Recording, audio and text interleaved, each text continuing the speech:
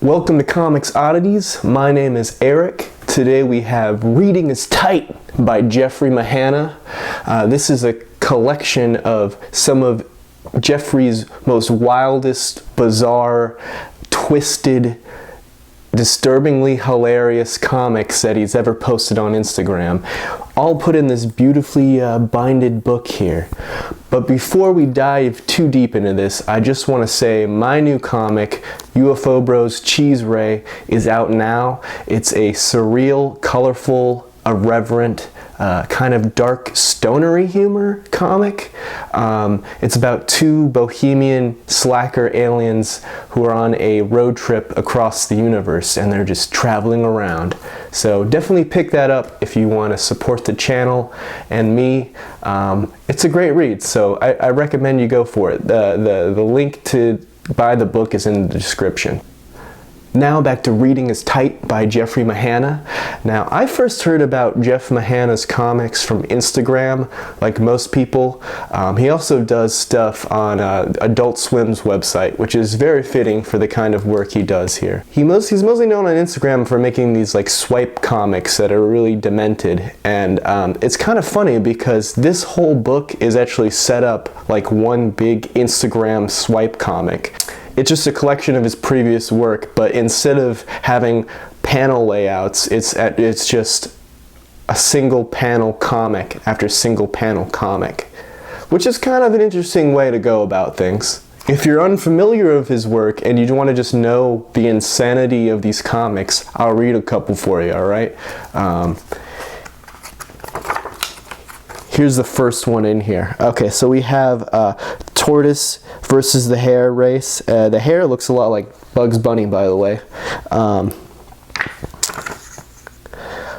This hare is running away, but in the shadows we have the tortoise who is calling somebody on his Motorola phone and smoking a cigarette with this like piece of a gun.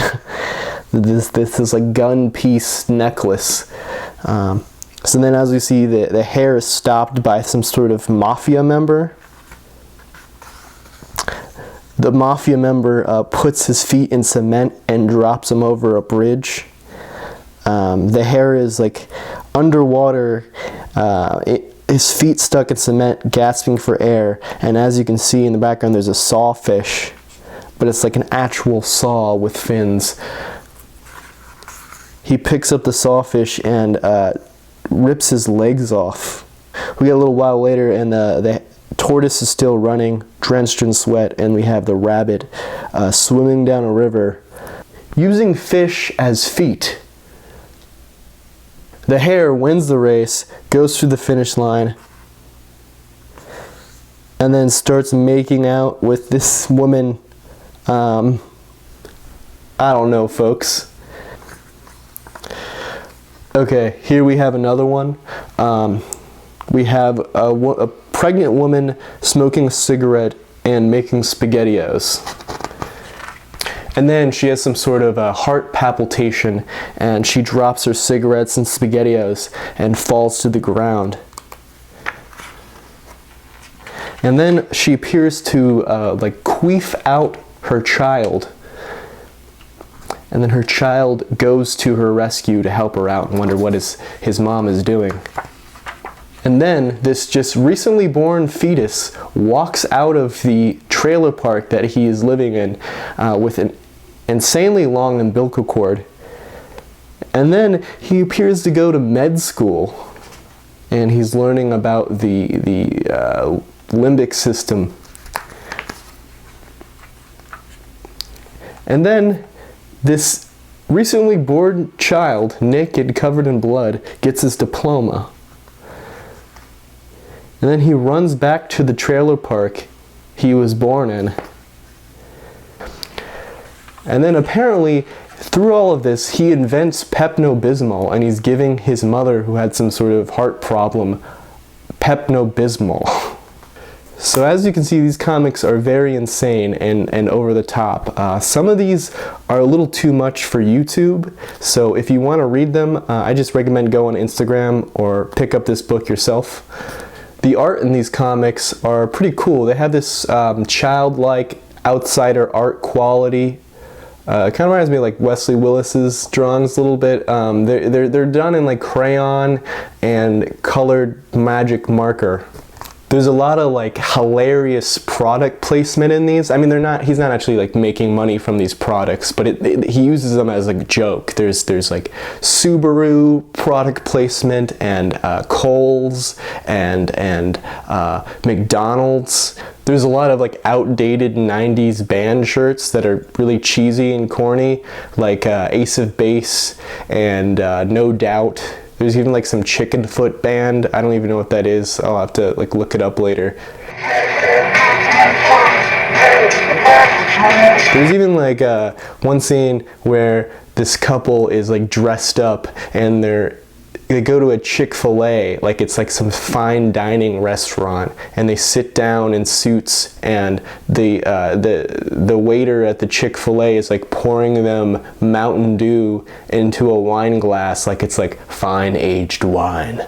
Although these comics are hilarious, and I have laughed out loud at them a couple times, they do feel a little one note at times.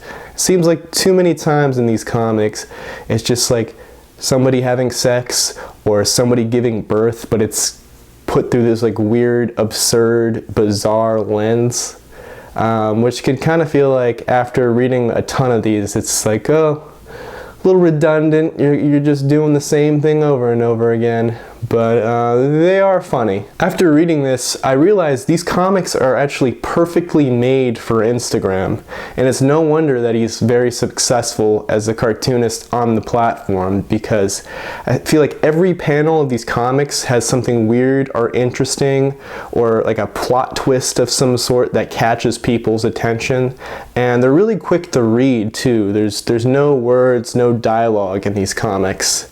So that short attention span, quick read format works really well for these comics. But as like as a book, as a whole, it reads a little too fast. I feel like I finished this in less than 10 minutes, maybe even like less than 5 minutes. Every page is just one panel, so that alone just makes it a quick read. I feel like I wanted to see more of Jeffrey Mahannah. Overall though, I do think these comics are hilarious. I borrowed this from a friend, Adam, and shout out to Adam, thank you so much for letting me borrow this. But I do think this is worth buying and giving a shot, and one day I would like to buy this myself just to have it on my shelf to show people, because these are hilarious and funny. So that's it.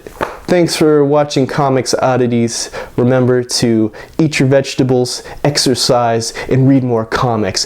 Have a great day.